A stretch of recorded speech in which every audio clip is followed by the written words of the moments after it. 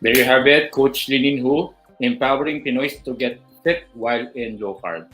Tonight is a very exciting topic kasi marami tayo in-assume. Most sa mga live viewers natin and even those who are watching this recorded are into low carb at saka fasting.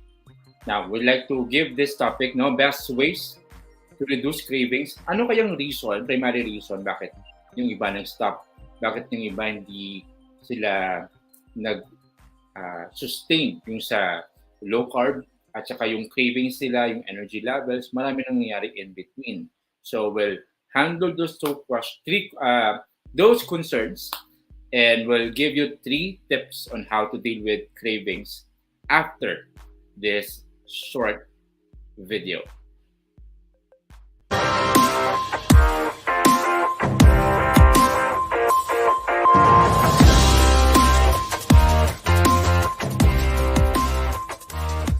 Three, two, one.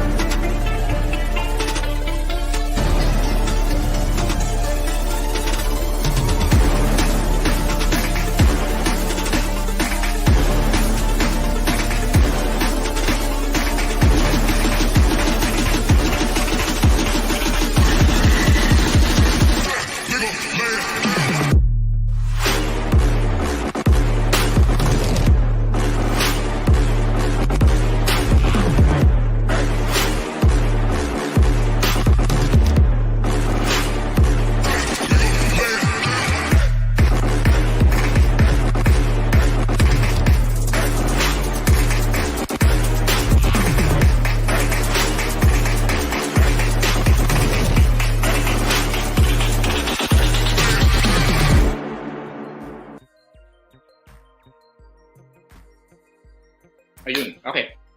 Hello po sa lahat. Good evening from Philippines 7:32. And tonight, let me know in the comment section since we'll talk about cravings, we'll talk about fasting. Share in the comment section what is your number 1 life hack or tip on how to combat or even deal with cravings. Anong ginagawa nyo? Anong nag-work sa inyo? Sharing is caring, so let us know in the comment section anong number 1 strategy mo na nag-work sa'yo. Let me know, where are you tuning from? Again, this topic, best ways to reduce cravings, nanggaling po ito sa concerns nyo.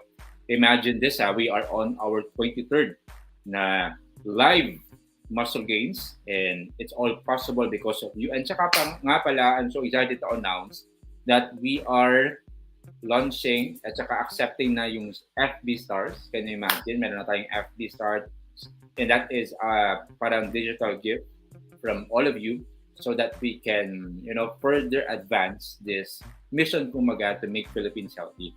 So I'm so happy last week ata may na-receive akong stars out of nowhere. So very remarkable siya for me because I never thought na mag-start tayo sa FB stars. So I'm so glad that you are joining me dito sa live natin, improving tayo little by little, and that's because of you. Now, if you have your ebook na, you may, contribute at saka join in this campaign, Make Philippines Healthy. Share this video. I appreciate that kasi that's where parang algorithm ng Facebook nag-work. Meaning to say, pag maraming interactions, maraming shares, ipopromote yan ng Facebook sa maraming tao. So, the more people na makarinig ng message natin, the more tayong matutulungan tao.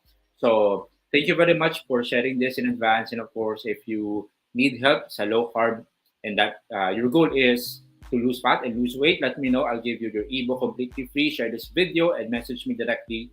I'll give it to you. And if your goal is to build muscle naman and if you want to gain weight, I may give you some workouts naman at saka tips. Can you share this video? Message me directly. I'll give you your ebook sa muscle gains completely free. And there you have it. Hello po sa mga live viewers natin.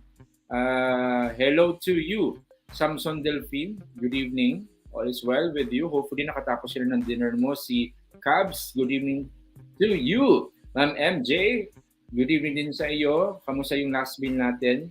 Yes, huwag magpagutom, huwag pa palipas ng gutom. That's the advice of Ma'am Len or Sweet Dente. Ma'am Evelyn, kamusta po yung workout niyo, Ma'am Evelyn? Last time you talk about yung workout na appropriate sa level niyo. So, kamusta yung workout niyo?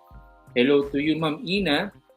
Listening to you while getting ready to go to work. So, multitask. Okay, napakaganda. Hello to you as well sa mga viewers natin na manonood sa recorded natin na video. And there you have it. I'd like to start with this interesting na quote from Henry David Thoreau. Sabi niya, I know of no more encouraging path that the unquestionable ability of man to elevate his life by conscious behavior. So in short, we have this advantage compared sa other animals. Yung animals in general, they they don't have this consciousness. Of course, yung mga aso pwede sila matrain, but they cannot train by their own self lang. They need humans to train them. Pero sa atin, humans, we have this capacity to improve. Meaning to say, we are not just a product of our environment. We're not just a product of genetics or ano yung na-inherit natin sa family natin. We have the capacity to produce good results. We have the advantage to take charge of our own health. So that's good news. Meaning to say, you can decide to sail sa napakagandang alon ng buhay, and we have that. I hope we can decide on that conscious na act every day. Okay. Now, sige, start muna tayo dito sa story ko. Now, hindi ako nagsimula sa as a low carb at saka fasting na coach at saka fitness coach all in at saka full blow. Meron akong tinatawag na transition period din. Naalala ko, when I was sa nutrition coach pa, meaning hindi ako tuturo ng low carb at saka fasting yet, more ako sa teaching breakfast. Okay, first up in the morning. Imagine this, I was so strong sa pag-teach sa mga seminars kasi I was invited to the help of DepEd na mag-speak sa mga teachers during their seminars. So, tinuturo ko doon yung importance ng breakfast. Imagine that. And then, I would also share the importance of carbohydrates at saka yung balance lang. And then, the importance of nutrients. So, yun yung very important at saka nag-stay sa akin, yung micronutrients. So, fast-forward science has improved, has evolved. We now understand na if you have the right principles sa fasting at saka low carb, very workable at saka very sensible pala yung low carb at saka fasting. So yung tinuro ko nung una, kinain ko yun. Okay, I swallowed my pride. Remember ko, I had this debate with my cousin. Yung cousin ko, prior to my engagement sa low carb at saka fasting as a coach. And this was many years ago. Naalala ko, nagdi-debate kami kasi very strong advocate siya sa low carb and fasting. Practitioner siya sa low carb and fasting.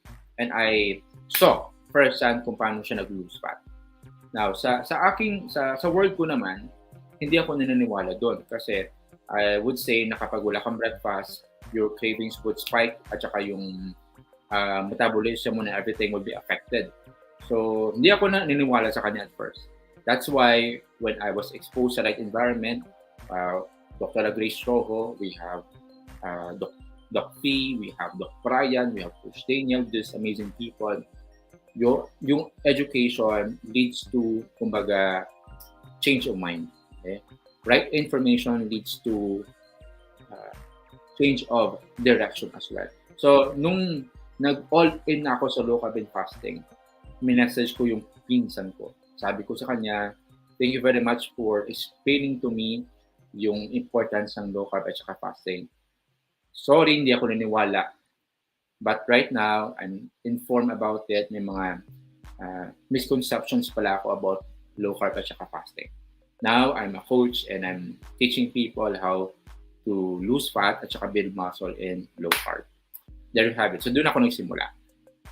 Now, tonight, we'll talk about yung idea ng bakit sa iba, okay, hindi sila sustain, hindi nag-work sa kanila yung fasting. Okay. Bakit sa iba, nanggaling sa fasting, sinabi, some of them would share to you na hindi nag-work sa kanila yung fasting, at saka in fact, it gets worse pa sa kanila. May mga friends kayo or even relatives na nakaranas ng ganoon. Let me know in the comment section. But I'll give you 3 important tips on how to deal with cravings. Now, I remember I had my transition din sa low carb and fasting. Nung nag-start ako sa fasting, of course, I didn't understand it completely well. That's why during fasting, may mga ginagawa ko na hindi pala tama. And I wonder why, bakit yung cravings ko kicks in every time, every after 3 to 4 hours. May mga ginagawa pala ako na sobrang mali. So, 3 tips on how to make your fasting lifestyle sustainable. We'll have this sa question na form. So, first question is, what to do during fasting? Ano ang dapat gawin during fasting? Let me know dito sa comment section ano ang fasting feeding window natin. Ano ang pina-follow natin ngayon na fasting feeding window. Now, sa akin ngayon, I'm into 16-8. 16 hours na fasting at saka 8 hours na feeding window. Sa fasting, of course, anong ginagawa ko? So, this is the first point. Number 1, you must drink lang this for liquid. Only for liquid. Kasi, aside from this, most likely, ang iinumin nyo, of course, given yung kakainin nyo, will break your fast. Okay? So, 4 allowed liquids during fasting so that your fast won't be broken, parang hindi siya ma-break. Okay? Number 1, of course, water. The best. Water is the best. Hindi siya ma-break yung fast mo sa water. Pangalawa, we have coffee. Black coffee, no sugar. Okay? You may want to add something to that, but make sure na yung calorie niya super low para hindi mag-break yung fast mo. But to be safe, let's stick na lang with black coffee. Pangatlo, you can stick with tea. Somebody asked me, Coach, pwede ba tea? Ako sabi ko, yes. Pero ang tea na gusto ko is milk tea. Obviously, hindi kasi it will break your fast. Okay? So, tea, the regular tea, yung without sugar, without milk, that's it. It won't break your fast. Pang-tatlo, okay. Pang-apat pala. Pang-apat, you may consider ACV or apple cider vinegar or electrolytes. Those liquid will not break your fast. That's given. So, ano nangyayari ganito? Yung sa iba, they wonder why nag-fast sila, pero after an hour or 2, yung cravings sila na kick in. Anong ang mali? So, number 1, they might be unaware na may kinain sila or ininom na nag-break ng fast nila. Kasi ang mangyayari, every time you eat, okay, especially yung high carb, your insulin will spike, tama? Okay. Once it spike, okay, after few moments of spiking it, magka-crash siya. So yung crashing na moment, doon mo mafe-feel na cravings at saka yung energy levels mo mag-low din. That is why you have to be aware ano lang allowed during fasting. So, yung coffee, yung tea, yung water, yung insulin mo, gradual lang. That's why yung cravings mo gradual din. Tama? Make sense ba? So, very important to be aware ano yung mga dapat lang inumin during fasting. Very, very important yan. Now, others would like to stick with gradual na pag-fast. So, that's very important as well. Yung transition natin sa fasting should be gradual. Hindi po yan instant at saka automatic. Trust me, every time na magsimula ka na automatic at saka sudden yung pag-change mo, most likely it's not sustainable. Kasi yung katawan mo na shock. Tama ho ba? Naalala ko, when I started low carb at saka fasting, yung fasting, I started instantly 36 hours. 36 hours. Okay? So, ginawa ko, wala lang talaga, tubig lang talaga. That time, I understood na kapag nag-fast ka for health na purposes, okay siya.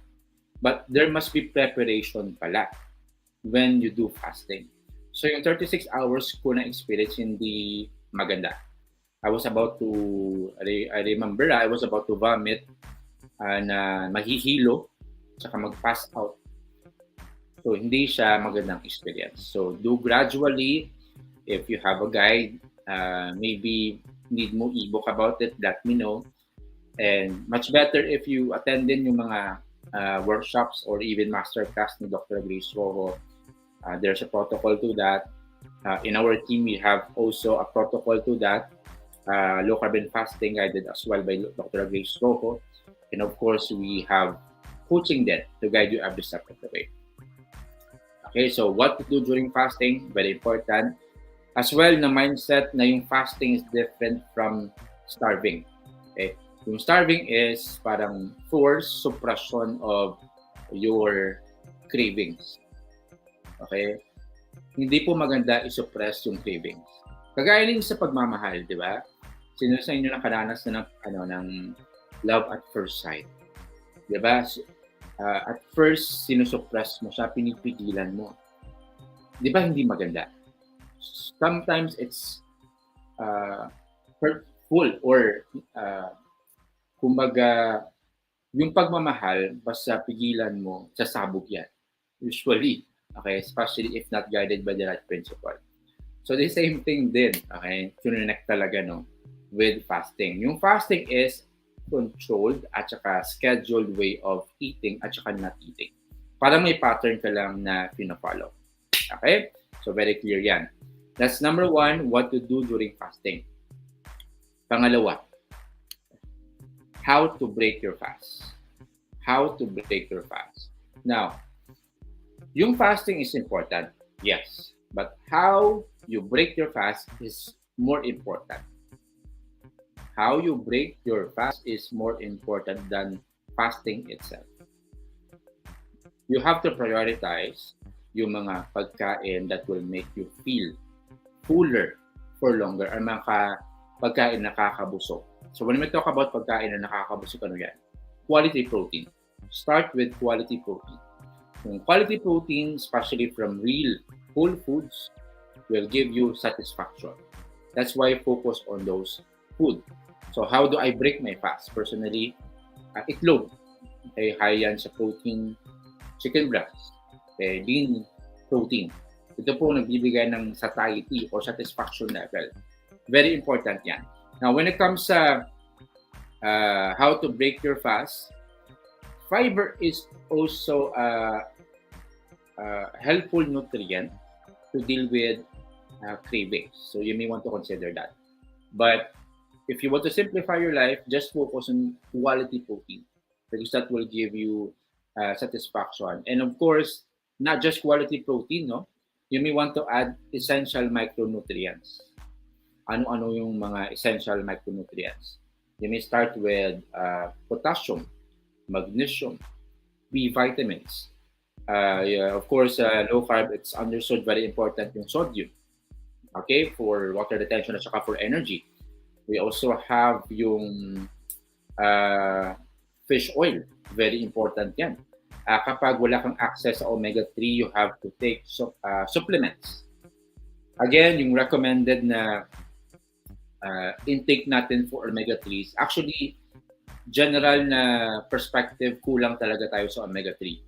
Under-consumption tayo sa omega-3. Mas marami pa yung omega-6 kaysa sa omega-3. Yung omega-3, very, very important, not just for brain function, not just for daily function. Very important din yan for your energy at saka yung heart function mo. Very, very important yung omega-3. So where can you get omega-3? From fatty fish. We have salmon, we have mackerel, we have sardines, we have tuna. Okay, if you don't have access to that, go for supplementation. But again, if meron ka naman access sa fatty na fish, much better talaga if you stick with that. At least 500 grams a week. That's the recommendation. Okay. Micronutrients, bakit bakit kailangan natin to? Have you ever wondered yung sa mga nag-start ng low carb fasting, yung energy nila was so down, hindi nila kaya mag-survive. It feels like hindi nila kaya mag-survive for another day. Okay, naalala ko yan. One of my students nag-inquire, okay, before siya nag-enroll sa academy, sa Worth Again Academy, natanong muna siya sa akin, bakit sobrang hina niya during workout? Okay. Bakit sobrang hina niya during workout? So, I asked her, meron ba siyang electrolytes? Sabi niya, wala. That may be the reason bakit yung energy levels niya were so down. I had a friend, okay, not a student. Okay? I had a friend who is struggling. Okay? Struggling siya with sleep. Okay? So, inask ko sa kanya kamusta ang stress levels niya. Obviously, very stressed sa work. I asked her, meron siyang activity. Sabi niya, wala. After work, diretso sa bahay, tulog. Okay? So I recommended, of course, exposure to sunlight, vitamin D, and also I recommended magnesium, okay, to help my friend relax. So those are things that you may consider during your fasting then. Supplements to take. Generally, yung supplements won't break your fast. Depende din. I'm not saying all supplements will not break your fast. But those, in majority kasi yung calories are very, very low. Okay. So that is number 2. Let me know sa comment section ano yung mga... Okay, see, Ma'am Evelyn, yung fasting schedule niya is 16-8. 16 hours na fasting, 8 hours na feeding window. Sige. Sabi dito ni Ma'am Splendente Amore, Ma'am Len, good na lang naka-join ako sa WTG, kundi baka nasobrahan ako sa fasting at naging sobrang payat na siguro ako. That is true. Kasi, Ma'am Splendente understands na yung goal ng health is not just to lose weight. Yung goal natin is not just na para tayo pumayat. Hindi po. We want to build muscle for us to build our health. So very important yan na hindi super rigid at saka very aggressive yung fasting mo. Kasi by principle, if you do fasting at saka super rigid na siya, you will definitely lose weight up to the point yung muscle mass mo mag-lose. And you wonder why, bakit saggy yung skin mo, and obviously we don't like it. Tama? And when we speak about muscle-centric as an approach to health, we have many videos about that. Kindly review, but very, very important yung muscle sa overall health natin. Ma'am Josie, kamusta ka? When tayo mag-workout ulit? Ma'am Josie is one of our dedicated students. Hindi yan nagpapatalo. Good evening to you, Ma'am Teresa Di Pamilo. Great to see you. She is my first star sender, by the way. So that's why hindi ko siya makakalimutan. At saka si Ma'am Len din yung star sender natin. Okay, that's number 2, how to break your fast. Again, as a rule, fasting is important, okay, for healing. Kaya tsaka for fat loss. But the most important thing is how you break your fast. Go for quality protein, lean protein as much as possible. That's number 2. Let's go to number 3. Third point is, how will you choose the right schedule? How will you choose the right schedule? Will you go ba for 12-12 or 12 hours of fasting at saka 12 hours na feeding window? Will you go for 16-8? Will you go for 1 meal a day? Anong schedule na will fit for you and your lifestyle? Now, you have to understand na ang fasting, aside from it's free, okay, it is flexible. So, yung best schedule to follow is the schedule that will work for you and the schedule that you can follow. Now, nobody can tell you anong best at saka only na schedule na mag-work sa'yo. You must look at many, many things. Number 1, yung schedule mo sa work, di ba? Yung schedule mo sa, maybe you can add yung schedule mo sa sleeping, or yung schedule mo sa exercise, yung quality time mo with your family. So, you have to consider these things para maging sustainable yung fasting mo. Kasi it should be flexible. Kasi very, very, kumbaga, not so good Not so good if you follow a rigid na schedule tapos hindi mo naman siya ma-follow. Kasi na-compromise mo yung work mo, yung lifestyle mo sa bahay. So again, be flexible, embrace the process, but most importantly, tinatawag natin na yung you do it at saka along the way you just flex or tsaka adjust it. Okay? The goal is the same. Okay, but the plan should be adjusted lang. The goal should not be changed, but the process, yung mga techniques should be adjusted. Okay? So, how to choose the right schedule? It should be sensible to you. Okay? Number 2, it should be simple. Very important yan. Pangatlo, it must be sustainable. 3S, okay? Sensible, meaning it's backed up by science, it's evidence-based. Pangalawa, simple for you, not simple for your coach or for your friend or for your girlfriend. It must be simple for you. Pangatlo, it must be sustainable. Sustainable means you can go on with this lifestyle for the next month, a year, or 2. Okay, sustainable ang tawag doon. But again, I just want to give you a very important insight then with fasting. We should view fasting as, kumbaga, a tool. Okay? A tool that would help you reach your fitness or maybe your health goals. Meaning to say, kung tool siya, pwede siya ma-adjust. Tama ko, di ba? Pwede siya ma-adjust. But it should not be the only tool that you can use, okay, towards building your health. There are many tools as well. That's why it's best to combine fasting with low carb kasi both deal with eating less, controlled siya. There is some form of, kumbaga, yung pattern lang with eating at saka both deals with less cravings. So it works talaga yung low carb and fasting for fat loss at saka weight loss. That is why I am a coach sa low carb and fasting. Because I truly believe out of the many form of diet at lifestyle, though I'm not saying low carb and fasting is the best. What I'm saying is it's sustainable at saka simple at saka sensible yung low carb at saka fasting. Do you agree with that? Let me know sa comment section. But first, let me add this one, ghrelin. Okay? Ghrelin is a hunger hormone. Now, have you ever experienced na hindi ka pa tumingin sa clock, okay? Say for example, 12 noon na, hindi ka nanood nag-check sa clock mo, but you feel na nagugutom ka na at 12 because that's your usual schedule for your lunch. Okay. Yung ghrelin natin, it can be conditioned. Meaning to say, may pina-follow siya na body clock. Okay. So kunwari, yung fasting at saka feeding window mo the same, your body will adjust and adapt to it. Meron siyang clockwork. So if you set this week, kunwari, na every 1 p.m. ka magpa-first meal, okay, around 12 or before 1, you will feel na yung ghrelin mo will kick in. Kasi na-program at saka na-condition yung body mo to have your first meal or maybe your lunch every time you have 1 p.m. at the clock.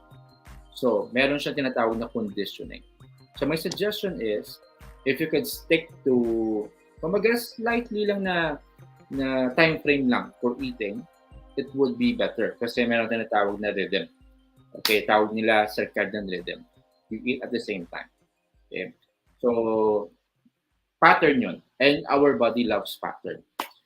And every time we do that, we set up a habit. Again, along the way, there might be disruptions, there might be changes, but that's totally okay. Totally okay. Meron pang bukas, okay? Adjust ka lang. You can restart, you can go back on track. As fast as we can, much better talaga. Kasi yung iba, meron akong student, okay? Itago natin yung pangalan niya sa, ano bang pangalan na maganda? Okay. Yung pangalan niya si Rosalinda. Okay, Rosalinda. Sige. Rosalinda yung pangalan. Hindi na siya nagpapakita sa akin. Okay. Though, okay, sinabihan ko siya, first day pa lang ng orientation namin, be honest lang with me. if may mga hindrances or maybe mga distractions or maybe mga cheat meal, okay, sabihan mo na ako. That's totally okay. Kasi as your coach, I'm here to guide you and not to condemn you. Kasi wag mong ever na isipin na I'm here to, kumbaga, check on you. I'm here to empower and tsaka guide you. So, nangyari sa kanya, kasi maraming nangyari sa work at stressful, medyo hindi na siya nagpapakita sa weekly class namin. Kasi daw nahiya siya. And then, I messaged her personally na it's okay. Totally okay. If you feel na you start again all over sa bottom, that's totally okay. The good thing, you can always start fresh. Okay, learn from that and let's move on. That's it. So, mindset should be, you can always start fresh. It's not too late to restart again. Okay, so those are the 3 points that we have. And I hope you can answer this in your mind based sa na-share natin kanina. What to do during fasting, very important, yung mga drinks na hindi makaka-break ng fast mo. We also have the question how to break your fast. We have the principle. Fasting is important, but how you break your fast is even more important. And number 3 is how to choose the right schedule, be flexible, and stick to that principle na you can flex it along the way. Okay? Set your goal na the same. Okay? Be healthy and build muscle. Yung process lang, yung techniques, okay, adjust mo lang. Totally okay. Sige. Hello to you. Okay. Yung sister ko na Japanese. Okay. Hello to you, Nayan Maris Tumagahan. Yung sister ko will consider fasting soon. Maybe she will enroll sa program. So message mo lang ako, may slot pa ako, sis. Okay. Hello to you sa mga friends natin dyan sa Bacolod. Kamusta nga itong ngatsim po, no? May kahidlaw mo kuya sa Bacolod. Yan. Sino sa inyo di ka itsinto Ilonggo? Let me know, be, para matsindihan na kita dali. And again, I'd like to invite you. Still, we have slots left sa meet and greet natin with the coaches. Napakaganda po kasi there will be conversations, educational conversations po. At saka merong Japanese cuisine. Definitely it's low carb, high protein. At saka mag-chill tayo doon. Ongoing pa yung early bird rate. And then what you will pay for actually pupunta din sa pagkain nyo at saka yung sa shirt natin. Yung shirt is the WTG shirt. Pagkwentuhan tayo doon sa Manmaro Restaurant sa Makati. Okay? So, yeah, if you want to reserve your slot, let me know. Message nyo lang po ako. Sige. Hello to you, Ma'am Ina. Sige. Question ni Ma'am Ina ata ito. Sige. I'm celebrating my 1-year anniversary sa low carb and fasting. Palapakan natin si Ma'am Ina. It's not easy to sustain a lifestyle for a year. Okay? Parang relasyon din yan. Okay? If you stayed with your husband for a year or maybe with your girlfriend or boyfriend for a year, that's an achievement. Tama, di ba? Kasi minsan yung diet is love-hate relationship din eh. But for you to reach 1 year, that's a win. Before, my aim is to lose weight, but now more on building muscle. You are in the right team, Ma'am Ina. Kasi the primary focus of Work to Grind is to help you build your health by building your muscle. So, great to see you here sa right na community. May questions ba? Let me know if may questions pa. If hindi tayo maabutan sa live natin, message lang po ako. Okay. Active po yung page natin. And then from time to time, we'll deal yung sa mga personal questions. And if you're not comfortable na i-discuss natin yung questions mo dito publicly, message mo lang ako. Okay lang yan. Okay? We can deal with your personal questions regarding health. Okay? Privately, one-on-one. Okay. Sige. Now, I'd like to invite you sa page natin sa Lininho. Kasi from time to time, I will have updates din at saka on the spot na mga live content. Kanina nag-live po ako And ang live ko kanina is about what I eat in a day, especially yung first meal ko. Some of you here hindi pa naka-like at saka follow sa page ko, though that's okay. Okay, I won't force you, but I appreciate it if you can like and follow my page so that you will be notified. At saka sa Facebook na mag-remind sa inyo every time we have live talks. So, kindly check, visit po yung page ko, Linin Who, and make sure po na naka-like at saka follow na kayo. There you have it. Again, it's been a great night. And I'm so happy na nakasustain tayo ng muscle gain series natin, 23. Okay. 23 na po natin na live ito. So thank you very much for bearing and staying sa live natin. And I'd like to leave you with this message. If you take good care of your body will take good care of you. Stay lean, happy lifting. God bless you and enjoy the rest of the evening. Bye-bye.